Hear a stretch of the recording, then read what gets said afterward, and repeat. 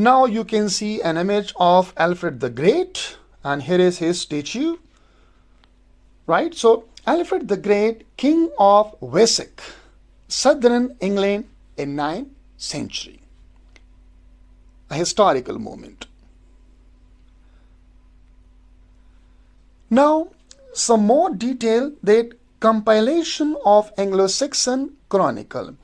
Alfred commissioned this historical record to document the history and achievement of Anglo-Saxon people, fostering a shared narrative.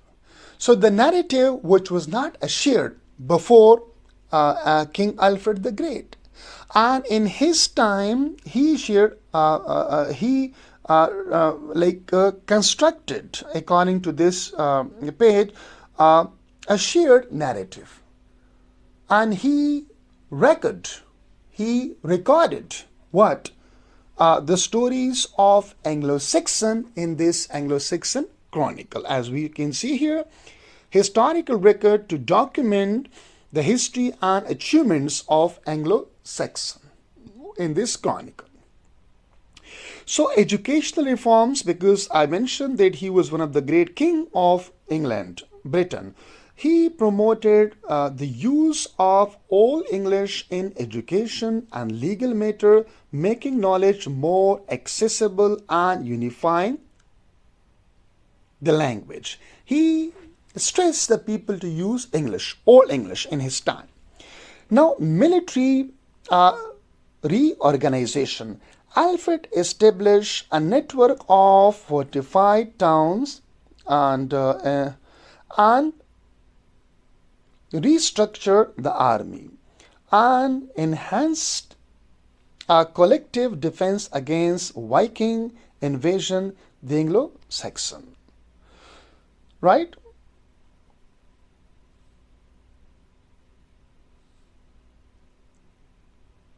Now, legal reforms. He codified laws and combined traditional custom with Christian principles, promoting a unifying legal framework.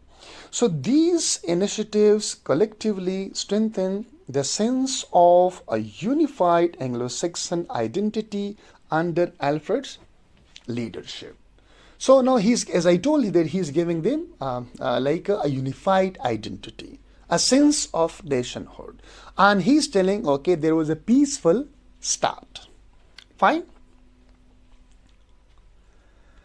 Now, what about the evidence? Now, modern scholars and archaeologists find little evidence of a mass invasion, no destruction layers, no Roman reports of conquest. So we do not know there was invasion according to this Anglo-Saxon Chronicle, right? As well as from the archaeological point of view, we do not find any evidence of a mass invasions, and no destruction we can find, okay, that there was destruction in Britain when they invaded the Germanic tribes, and no Roman reports of conquest we find, okay, that there was invasion. Migration, not invasion. So most of the historians, and according to when we refer to Anglo-Saxon Chronicle, so we find there was migration. And migration was on the request and invitation of the people of Britain. To whom? To these Germanic soldiers, tribes. And they came and they asked him to defend them against the Picts who were living in the north of England, what is now Scotland. So migration, not invasion. The truth, likely that a gradual migration was there, with settlers blending in, not conquering outright. So there was no conquer, right? There was no victory. There was no invasion. There was no bloodshed. There was no weapons. There was no fight, but there was migration according to most of historians, right? But some of them, like Nicholas, he says, okay, that it might be created for a purpose, to give a sense of unity to the people of Britain. Fine. Now, next one. So, was it a lie that there was invasion in 449 is a question, not a lie, just a carefully crafted origin story. Some of the historian might say it was not a lie, but it was a carefully crafted origin story, one meant to inspire unity, not document fact. So we don't have a documented fact because even this Anglo-Saxon Chronicle was compiled after centuries when Anglo-Saxon they arrived in the 5th century. So there was a gap. 5th century, then 6, 7, 8, 9, almost 3 or 4 centuries later on, or this record was compiled. So who know what is fact? So might be the story was also crafted in the time of Alfred the Great. Historical context. Again, we can see the image of Alfred the Great.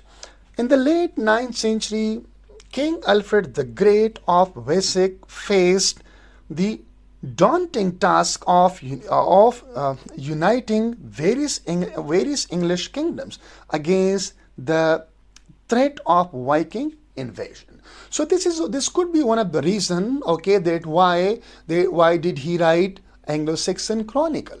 Because there was constant threats from the Viking. They were attacking the England. So he wanted to unite the different parts of Britain, different kingdoms of Britain. That's why this Anglo-Saxon Chronicle was compiled.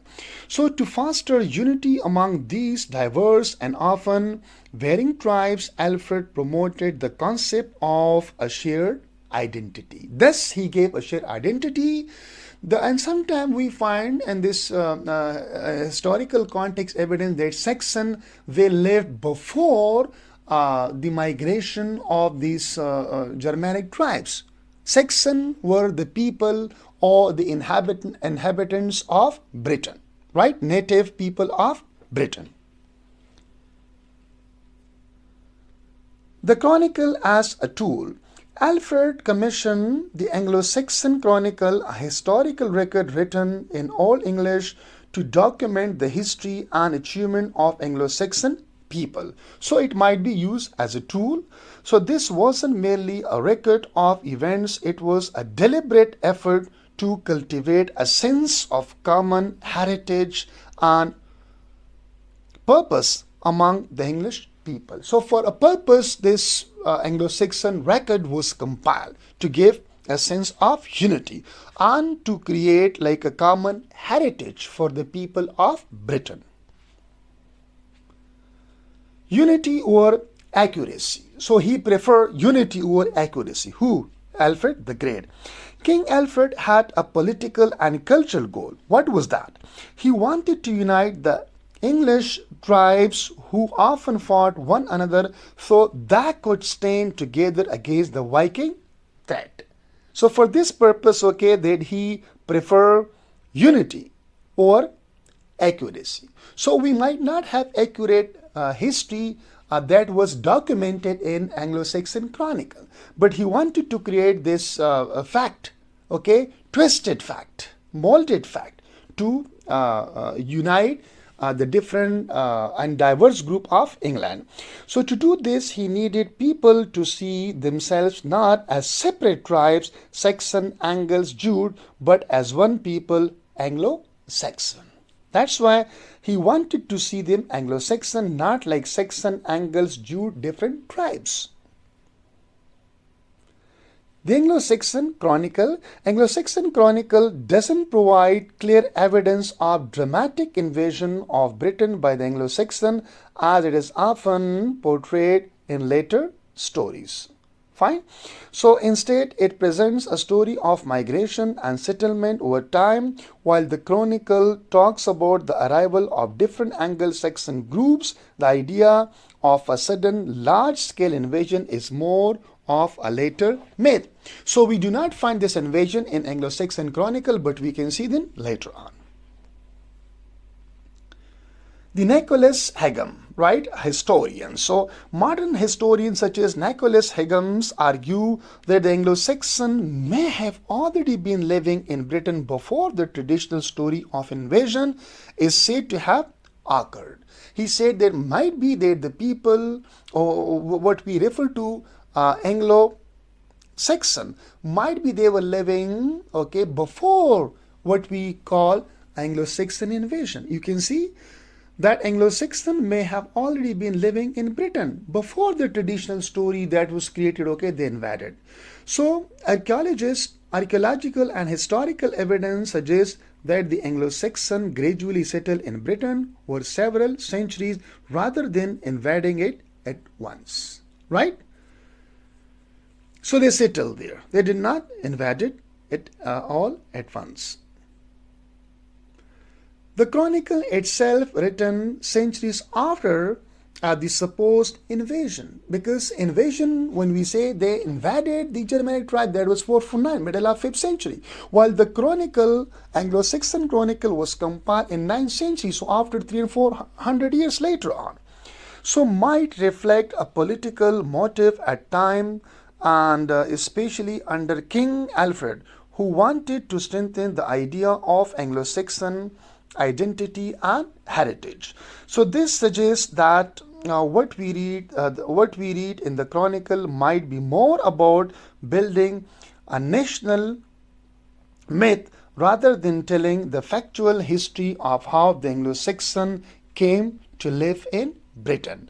So this might not be truth, okay, that how came to Britain, but it was a nation building myth, okay, to give them a sense of unity that we are a nation. So for this purpose it was created, historian says.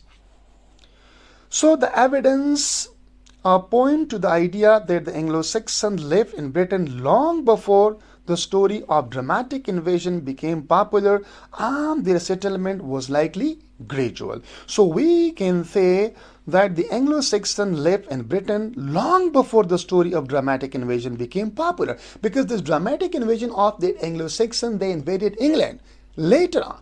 But before this story, they were living where? In Britain.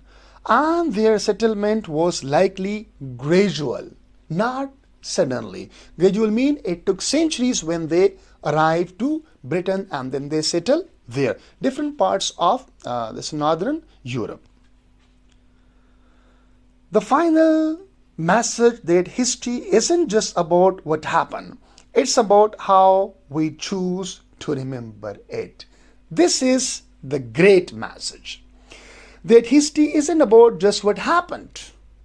We do not write. So the history is all the time written from the perspective of the rulers, from those who are in power. History isn't just about what happened, it's about how we choose to remember it. So Alfred the Great wanted to remember the people of Britain in such and such way. That's why that he compiled and recorded the history of Anglo-Saxon in this like we can say book, the Chronicle of Anglo-Saxon or Anglo-Saxon Chronicle. So he chose that he wanted to remember the people of Britain in such and such way, to give them unity or to give them heritage, okay, to give them a peaceful beginning rather than that is full of bloodshed, that is full of like fighting, killing each other, not such a way.